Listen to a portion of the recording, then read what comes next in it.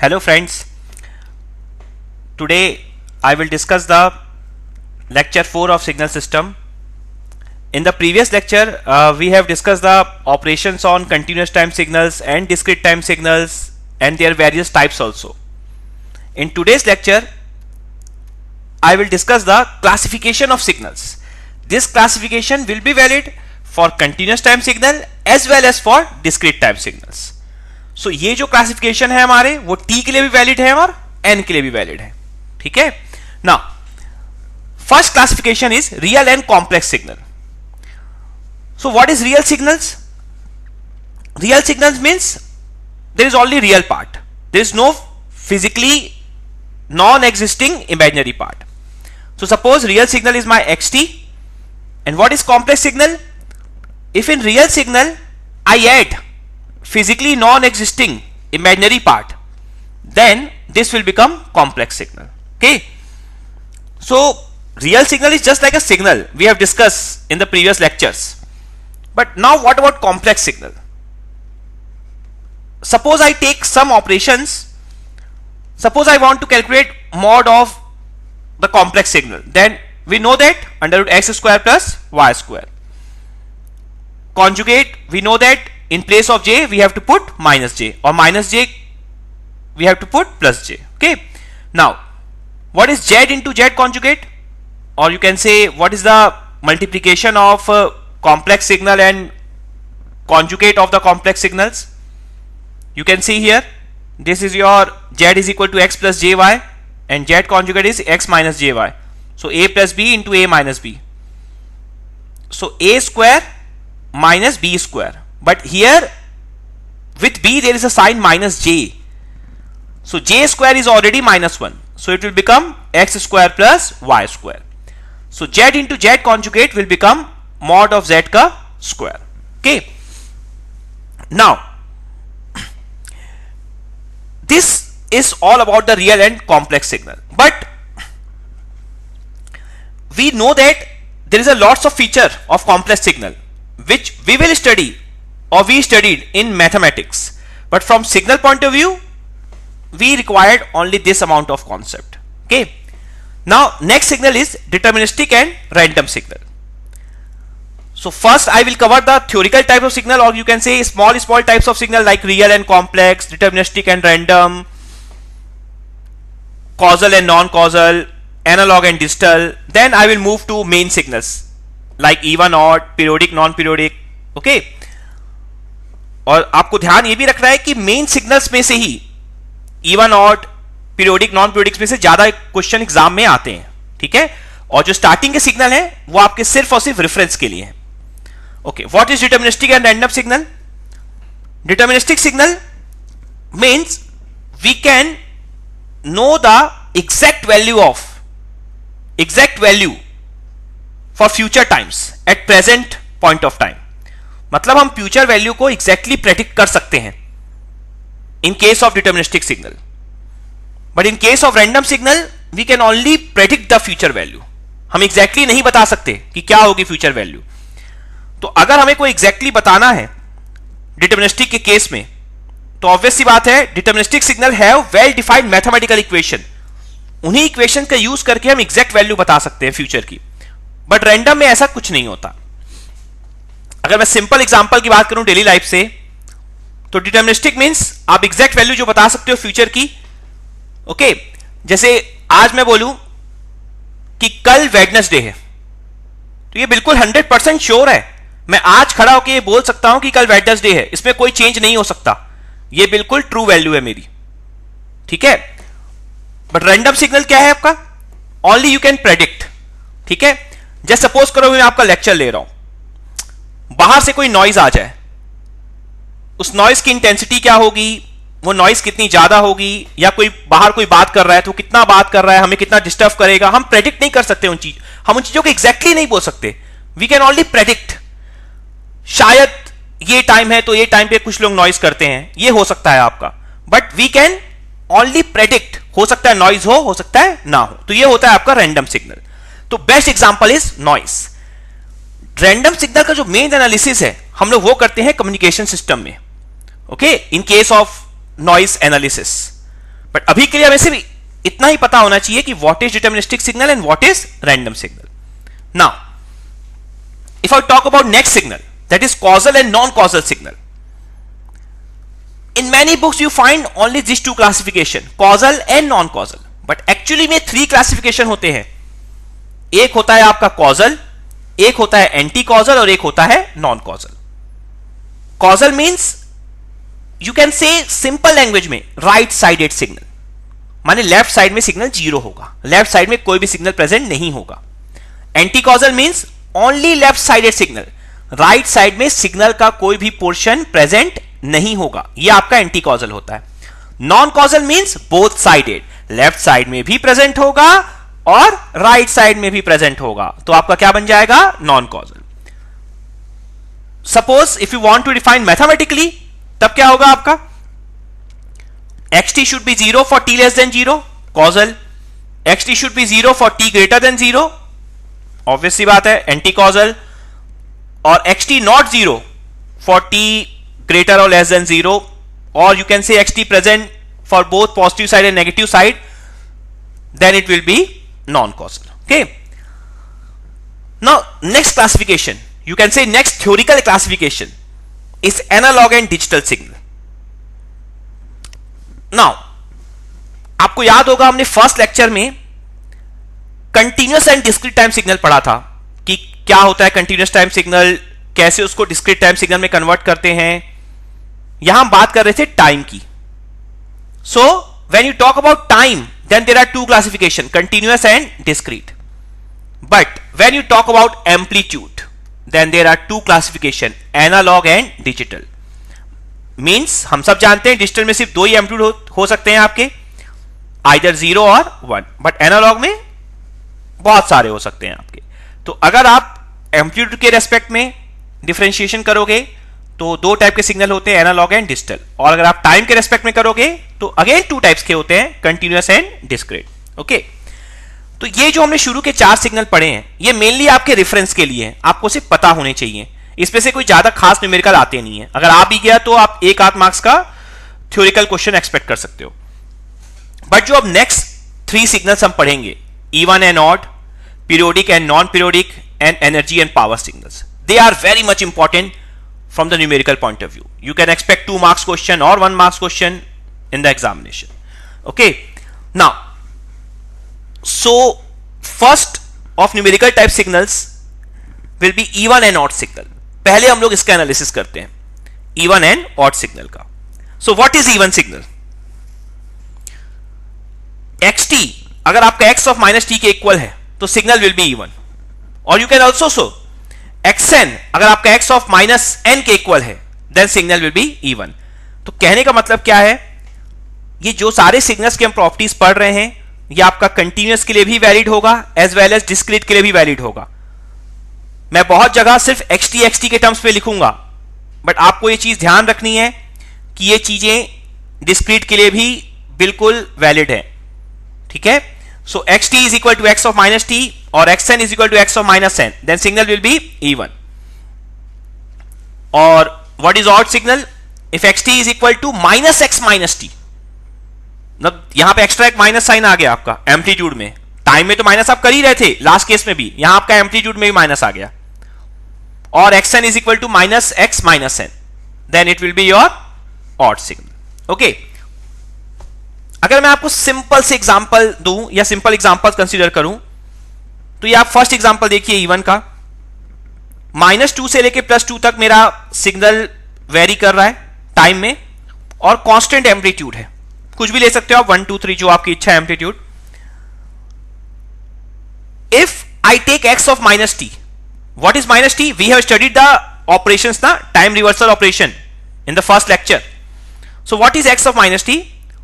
You need to just make -2 + 2 and +2 -2. So again figure will remain same. Okay, basically what you need to do, you just आपको just इसको पलट देना है with respect to y axis, then again figure will remain same. So this is your even signal. If xt is equal to x of minus t, then signal will be even. Now what about odd signal? If I check this signal, this is basically an example of odd signal. So I have already told you that this is a odd signal, but we want to check. So suppose I need to first calculate x of minus t. Suppose you calculate x of minus t, तो क्या होगा x of minus t आपका? This will become here and this will shift to here. Okay, now we need to check minus x minus t. So what about minus x minus t? What about minus sign before x? This is actually with respect to amplitude. So if I draw for you,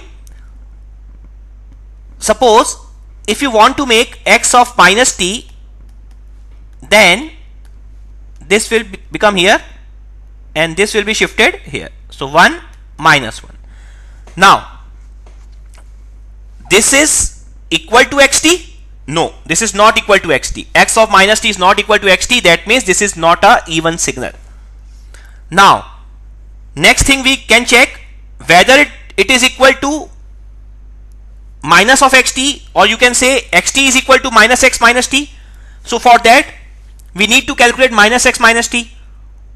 If there is a minus sign before x, then that means we need to make plus 1 as minus 1 and minus 1 as plus 1. That means ये जो plus 1 वाला portion है ये आपका नीचे आ जाएगा और minus 1 वाला पोर्शन आपका ऊपर चला जाएगा. इसका क्या मीनिंग है आपका? इसका मीनिंग ये है कि यहां पर आपका t के रेस्पेक्ट में आप ऊपर नीचे आप शिफ्टिंग करोगे, ऊपर नीचे. जबकि आप जब माइनस टी कर रहे थे तो आप लेफ्ट राइट कर रहे थे, लेफ्ट को राइट कर रहे थे, राइट को लेफ्ट कर रहे थे. पर जब आप x के सामने माइनस यूज करोगे देन ऊपर वाले पोर्शन को आप नीचे बना दोगे और नीचे वाले पोर्शन को आप ऊपर बना दोगे. You will get the same signal. So this is your odd signal. Okay, now next is neither nor. ये क्या होता है? मतलब आपका ना तो इवन वाला इक्वेशन सेटिस्फाई हो रहा है ना ही आपका ऑड वाला इक्वेशन सेटिस्फाई हो रहा है. That means it is a neither nor signal. कैसे? अगर आप इस सिग्नल के लिए x of minus t calculate करो, ऑब्वियस सी बात है कुछ ऐसा बन जाएगा ये. ठीक है, उसके बाद अगर आप minus x minus t calculate करो, ये सिग्नल जो ऊपर बन रहा है वो कहां बन जाएगा? नीचे बन रहा है. तो दोनों ही केस में चाहे आप x of minus t calculate करो तब भी x t के इक्वल नहीं होगा, minus x minus t calculate करो तब भी x t के इक्वल नहीं होगा. So in both cases equation will not satisfy. That means my signal is neither even nor odd. Okay, so in form of figure we can check by drawing the figure of xt, x of minus t, minus x minus t. But in form of equation we can also check, like xt is equal to cos t. If I calculate x of minus t, तो कितना आ जाएगा? cos of minus theta कितना होता है? cos theta. So this is equal, so this is even. Now xt is equal to sin t. x of minus t is what? Minus sin t. So this is odd signal because extra minus sign is there. xt is equal to e की power alpha t. x of minus t is e की power minus alpha t, which is not equal to xt. Now minus x minus t is minus e की power minus alpha t again, which is not equal to xt. So this signal xt is equal to e की power alpha t is neither even nor odd. Okay, now इतना कर लेने के बाद आपको एक basic idea लग गया होगा कि इवन और ऑड चेक करने के लिए स्टार्ट हमें कहां से लेना है. चाहे कोई भी आपको इक्वेशन दिया हो, चाहे कोई भी आपको सिग्नल दिया हो, डायग्राम दिया हो, चाहे आपको इक्वेशन के फॉर्म में लिखा हो, स्टार्ट हमेशा सबसे पहले आपको इवन चेक करना है. दैट मीन सबसे पहले कैलकुलेट करना है एक्स ऑफ माइनस टी. अगर इवन प्रूफ नहीं होता है देन आप कैलकुलेट करोगे minus x minus t. That is you need to check odd signal. If the signal is also not odd, अगर सिग्नल आपका ऑड सिग्नल भी नहीं है, then you can directly say the signal is neither even nor odd signal. So this is the process of checking even and odd signal. Now suppose I consider one signal. हमने last slide में बहुत बातें की ना neither even nor odd की. Suppose करो मैं एक neither even nor odd signal ले लेता हूं. So हमेशा में ये बात ध्यान रखनी है, अगर कोई signal neither even nor odd है that means it will contain even part as well as odd part. मतलब वो इवन और ऑड पार्ट दोनों का कॉम्बिनेशन होगा. So xt is equal to x of even t plus x of odd t. Now suppose I want to calculate x of minus t. So in place of t, just I need to put minus t. So this is the formula. Now we know that for even signal, x of e is even part na. We know that even signal x of minus t is xt. So this will become x of even t. Now for odd signal, x of odd of minus t will become minus of x of odd t, because there is extra minus sign in case of odd signal. So if I take equation 1 and equation 3, clearly you can say you will get two new formula, x of even t and x of odd t. So इसका meaning क्या है कि अगर आपको कोई signal दिया है जो नाइदर इवन नॉर ऑड है, तो आप उसका इवन पार्ट और ऑड पार्ट कैलकुलेट कर सकते हो. बस आपको करना क्या है, जस्ट उस सिग्नल को लेना है xt plus x of minus t whole divided by 2, you will get the even part, और xt minus x of minus t whole divided by 2, you will get the odd part. Okay, now sometimes exam में आपके question आ जाते हैं, आपको कोई signal xt दे देगा, बोल देगा find out the even and odd part. तो बहुत इजी है, जस्ट आपको फॉर्मूला पता होना चाहिए और आपको बेसिक ऑपरेशंस आने चाहिए जो हमने फर्स्ट एंड सेकंड लेक्चर में पढ़े हुए हैं कि how to calculate xt, how to calculate x of minus t, और how to add two different type of signal, और how to subtract two different type of signals. तो बस आपको बेसिक अगर आइडिया होगा फर्स्ट 2 क्लासेस का, तो आप you can easily determine, but आपको फॉर्मूला ध्यान में रखना होगा. ओके, एक और इंपॉर्टेंट कंक्लूजन है यहां पर कि किसी भी इवन सिग्नल के लिए ऑड पार्ट हमेशा 0 होगा, किसी भी ऑड सिग्नल के लिए इवन पार्ट हमेशा 0 होगा. जो सिग्नल आपका नाइदर इवन नॉर ऑड होगा, उसके लिए इवन और ऑड पार्ट दोनों का दोनों प्रेजेंट होगा. यह कंक्लूजन इंपॉर्टेंट है हमारे लिए. मीनिंग क्या है, suppose in examination one signal is given to you, आपको पता चल गया कि वो सिग्नल इवन सिग्नल है और आपको कैलकुलेट करने बोला है इवन एंड ऑड पार्ट, तो डायरेक्टली वही सिग्नल आपका इवन सिग्नल हो जाएगा, वही सिग्नल आपका इवन पार्ट बन जाएगा. No need to calculate anything because odd part is 0. That means xt will become x of even t only. So वही सिग्नल आपका इवन सिग्नल है, कुछ और करने की जरूरत ही नहीं है हमें.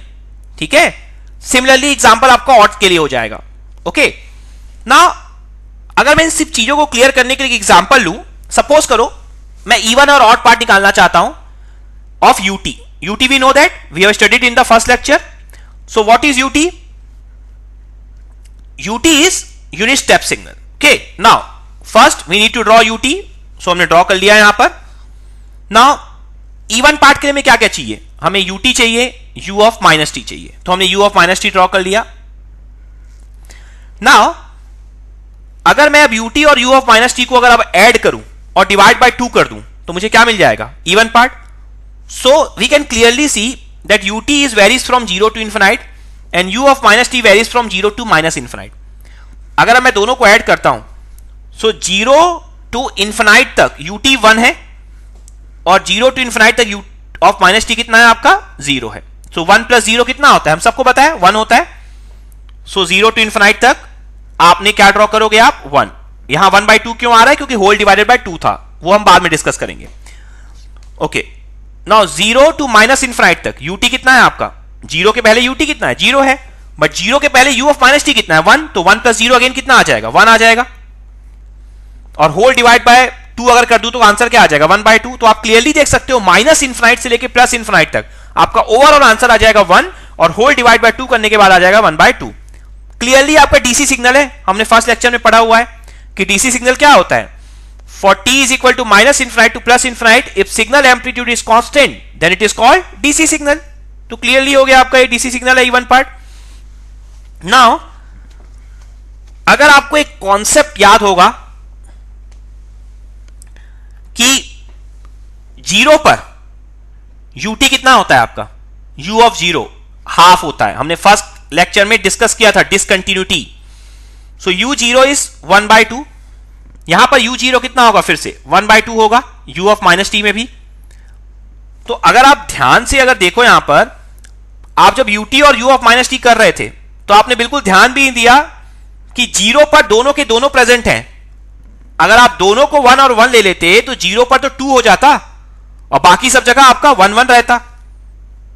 But from the first lecture, और you can say the depth analysis of basics of signal system हमने जो किया था यहां पर, हमको अब अच्छे से पता है कि आपका जो 0 पर ut होता है वो होता है 1/2. तो 1/2 here and 1/2 here, answer will be 1 again. So throughout from minus infinite to plus infinite, your answer will be 1 only, and whole divided by 2, so 1/2. So this is your even part. Now what about odd part? Odd part के लिए क्या करना था, दोनों को subtract करना था और divide by 2 करना था. अब ध्यान से देखो, अगर 0 to infinite तक सेम वैसी अगर ये 1 है ut और u of minus t अगर 0 से पहले अगर 1 है आपका और 0 के बाद वो 0 है, तो ut जो है वो 0 से इन्फिनाइट तक 1 है, तो 1 minus 0 answer will be 1. Similarly जो u ऑफ माइनस t है वो 0 के पहले 1 है, तो ut पर 0 के पहले क्या है, 0 है, तो 0 minus 1 answer will be -1. Okay, so you will get 1 here and -1 here, but whole divide by 2 करना है, तो 1 क्या बन जाएगा, 1/2, और -1 क्या बन जाएगा, -1/2. Clear? So this is your odd part. But अगर आपको याद आ रहा होगा, ये सिग्नल हमने फर्स्ट लेक्चर में पढ़ा हुआ है, यहां पर बस 1 था और यहां -1 था, ये सिग्नल था हमारा signum t. So instead of 1 there is a 1/2 और -1/2, so you can say this is your signum t/2. So अगर अब मैं ut को लिखूं, सो व्हाट इज ut?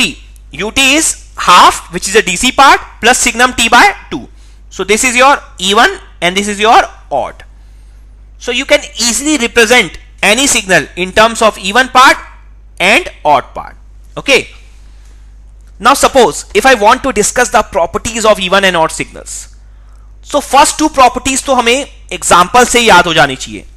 अगर मैं थोड़ा सा बैक लूं आपकी स्लाइड्स को, तो आपको याद होगा हमने जो even और odd part के जो, या even और odd signal के जो हमने example दिए थे यहां पर, like this is example of even signal. So आप क्लियरली देख सकते हो कि इवन सिग्नल जो है आपका, अगर मैं इसको y एक्सिस बोल लूं, तो इवन सिग्नल आपका y एक्सिस के सिमेट्रिकल है और xt एक्सिस के सिमेट्रिकल है. यहां मैं y एक्सिस में xt यूज कर रहा हूं. Now what about odd signal? Odd signal is symmetrical about origin always. तो ये आपकी ट्रिक भी है. अगर आप कोई फिगर देखते हो, आपको कैलकुलेट करने का टाइम नहीं है, सपोज करो एग्जाम में बहुत कम टाइम बचा है, तो इवन सिग्नल कैसे पहचानोगे? Even signal will always symmetrical about y axis and odd signal will always symmetrical about origin. Now अगर प्रॉपर्टीज में वापस से आऊं मैं, तो इन दो प्रॉपर्टीज के अलावा यहां बहुत सारी प्रॉपर्टीज है इवन और ऑड सिग्नल की जो हमें पता होनी चाहिए. But if you see here this first, second, third, fourth, fifth and sixth properties, और उसके अलावा भी बहुत सारी हैं, लेकिन अगर इन 6 की बात करूं तो इतनी सारी प्रॉपर्टीज को हम याद कैसे रखेंगे?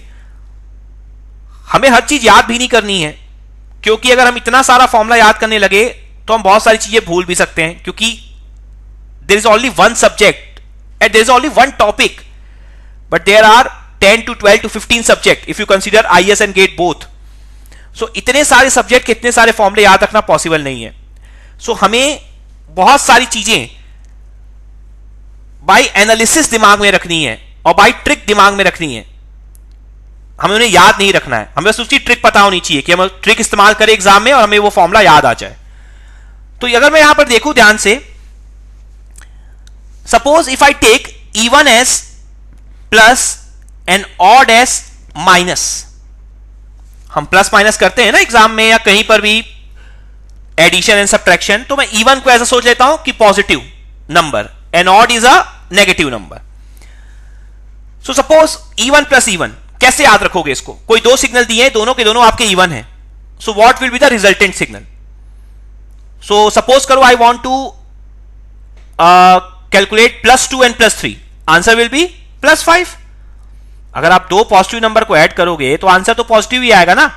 सो क्या बोला हूं आपको, इवन को एज अ पॉजिटिव सोचो. सो इवन प्लस इवन माने plus number plus plus number, so answer will B plus only even. Odd plus odd, odd को क्या सोचना है, नेगेटिव.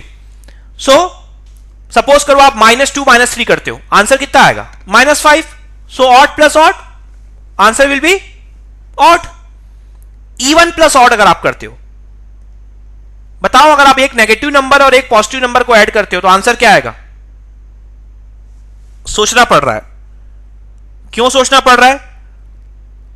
हम कंफ्यूज हो रहे हैं क्योंकि ये तो डिपेंड करेगा ना कि आपका पॉजिटिव नंबर बड़ा है कि नेगेटिव नंबर बड़ा है। सपोज करो अगर मैं +5 प्लस -3 करता हूं तो आंसर क्या आ जाएगा? 2। अब सपोज करो मैं करता हूं -5 प्लस 3 करता हूं तो आंसर क्या आ जाएगा? नेगेटिव आ जाएगा। सो डिपेंड करेगा कि आपका नेगेटिव नंबर बड़ा है कि पॉजिटिव नंबर बड़ा है। Okay, so you can not say directly by using the formula only. So for even plus odd, that should be not predictable. You cannot predict. So simply you can say neither even nor odd. So इस तरह से आप याद रख सकते हो फॉर्मूले को। सपोज even क्रॉस even, माने अगर आप दो पॉजिटिव नंबर का मल्टीप्लाई करते हो, +2 मल्टीप्लाइड +3 कितना आ जाएगा? प्लस में आएगा ना आंसर, तो even। Odd into odd, -3 multiplied by -2 again क्या आ जाएगा? +6 आ जाएगा, तो even into odd, -2 multiplied by 3 minus में आएगा आंसर, सो ऑड। सो इस तरह से इन 6 फॉर्मूलों को आप याद रख सकते हो। इवन को आप ले लो प्लस, ऑड को आप ले लो माइनस। बहुत सिंपल तरीका याद रखने का। नाउ कुछ और प्रॉपर्टीज है। Differentiation of even is always odd, और you can say differentiation of odd is always even. So vice versa है, दोनों तरफ से आपकी प्रॉपर्टी सेटिस्फाई होगी। इसको भी आप सोच सकते हो। सपोज करो आपने पढ़ा था cos t कितना है आपका? इवन है। cos t का डिफरेंशिएशन क्या होता है आपका? sin t, और हमने पढ़ा हुआ है sin t क्या है आपका? ऑड है। Now next property, integration. Suppose करो even signal has been integrated, limit is from -a to +a, means lower and upper limit both are same, but lower limit is negative. So if signal is even, then the answer will be 2 into 0 to a x of even t dt. Okay, आपने देखा ही था जब signal even था तो आपका क्या था? Symmetrical था y एक्सिस के। तो अब -a to a लेने की जगह आपको बताया 0 के दोनों तरफ पॉजिटिव साइड और नेगेटिव साइड सिग्नल सेम होगा, तो आप 0 to a ले लो और ट्वाइस कर दो। क्या जरूरत है माइनस साइन, माइनस लिमिट लेने की आपको? Okay, so it your integration will become easy. Now next property, if odd signal has been integrated. तो ये मैंने एग्जांपल दिया है आपको फिर से ऑड सिग्नल का, जो कि सिग्नम था। अगर आप ध्यान से देखो, इंटीग्रेटेड मींस, इंटीग्रेशन का मीनिंग क्या होता है? Integration means addition. You need to add from -a to a। Suppose you want to add -infinite to +infinite, from -infinite to +infinite you want to add, you can take any limit, no problem, that will be the area only. If you perform this addition, if you perform this integration, you can see directly here that from 0 to infinite my signum is +1, and from 0 to -infinite my signum is -1. When you add all the amplitudes at different times, or you can say at all the times, then overall answer will be what? 0. So for any odd signal, area is always 0. Not only for signum, for any odd signal. Same thing if you talk about discrete time signals. तो जो यहां पर आपने integration लिया है वो क्या बन जाएगा आपका? समेशन बन जाएगा। Okay, so both properties will be valid for discrete time signal, these two properties, for discrete time signals and for continuous time signal. Okay, now next, suppose I take one question, as I told you that both the integration properties are valid for discrete time as well as for continuous time signal. Suppose I want to calculate this summation of x square n, where xn is given to you x of even n plus x of odd n. Now, so this summation will become, you can apply the formula a plus b का whole square, so a square plus b square plus 2ab. Summation में हमको पता है linearity property satisfy होती है, तो plus plus plus you can write. Now, what about even into even? Even into even क्या होगा आपका? even सिग्नल होता है, so even सिग्नल का एरिया 0 होता है क्या? नहीं होता, ठीक है। odd into odd क्या होता है आपका? even सिग्नल होता है, अगेन इवन का एरिया 0 नहीं होता, तो ये दो सिग्नल आपके प्रेजेंट होंगे यहां पर। But you can see even into odd कितना होता है आपका? ऑड होता है, और ऑड का एरिया हमने पढ़ा है अभी जस्ट लास्ट स्लाइड में पढ़ा है, ऑड एरिया क्या होता है, odd area is 0, so this term will be cancel, only this two term will be present in this summation. Okay, now this is all about your even and odd signal when the signal is real. But when the signal is complex, then how to calculate or how to show that this is your even signal or this is your odd signal? So in case of complex signal, we will not say even or odd signal, we will say even conjugate or odd conjugate signal. Like this, here I have written even conjugate or odd conjugate. So how to check? Suppose your signal xt is given to you and we need to check whether the signal is even conjugate or odd conjugate. So if xt is equal to x of conjugate minus t or xn is equal to x of conjugate minus n, discrete के लिए भी valid होगा आपका, then it is called even conjugate, और एक और नाम भी है आपका conjugate symmetric. ध्यान रखना है आपको, even conjugate और conjugate symmetric के नाम से भी एग्जाम में देता है. Now, if xt is equal to minus x conjugate minus t हो, मतलब x के सामने अगर माइनस आ गया तो इसको बोलते हैं odd conjugate और conjugate anti-symmetric. So both names you should know, odd conjugate और conjugate anti-symmetric. किसी भी नाम से एग्जाम में पूछा जा सकता है आपसे. Now, suppose I take 3 examples, first, second and third. Now I want to check whether the signal is even conjugate or odd conjugate, और ये भी पॉसिबिलिटी है कि neither even conjugate और nor odd conjugate भी हो सकता है, ये चीज हमें ध्यान रखनी है. So xt is equal to e की पावर jt. तो हमें सबसे पहले क्या चेक करना है? First of all we will check for even. If even is not satisfied, then we will go for odd. If odd is not satisfied, then we can directly say that it is neither even conjugate nor odd conjugate. So for even checking, x of conjugate t will be e की power minus jt, x of conjugate minus t will be, t की जगह minus t put करोगे क्या आएगा फिर से, e की power jt. So my signal is even conjugate. Now here xt is equal to j e की power jt. x of conjugate t कितना हो जाएगा, j की जगह minus j, so minus j e की power minus jt. x of conjugate minus t कितना हो जाएगा, t की जगह माइनस t हो जाएगा, so ये प्लस हो जाएगा फिर से. But when you compare xt and x of conjugate minus t, आप देख सकते हो यहां पर माइनस साइन एक्स्ट्रा आ रहा है, तो ये सिग्नल क्या है आपका, odd conjugate. Now in the last example t e की power jt, again if you solve it will become odd conjugate. Now this is the analysis, this is the how to check whether the signal is even conjugate or odd conjugate. But there is something more you can analyze. Suppose here xt is equal to e की power jt, which you already know that it is a even conjugate signal. If you expand this signal or if you represent this signal in terms of cos and sine, then cos t plus j sin t, we know that na, Euler signal is cos theta plus j sin theta. We know that this is the real part cos t and sin t is the imaginary part. This information we have. Now suppose if second signal we again represent in form of sine and cos, then here there is a j sine, so because of j, here j sin t will be multiplied by j, so j square will become minus 1, so minus sin t, and cos t will become j cos t. So sin t terms will be real part and cos t term will be imaginary part.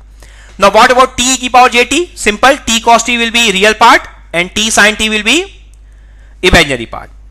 Now in all three signals, you can clearly see here that when the signal is even conjugate, real part is even and imaginary part is odd. And when the signal is odd conjugate, real part is odd. In both cases you can see, and imaginary part is even. So this is the conclusion. For even conjugate signal, real part is always even and imaginary part is always odd. But for odd conjugate signal, real part is always odd and imaginary part is always even.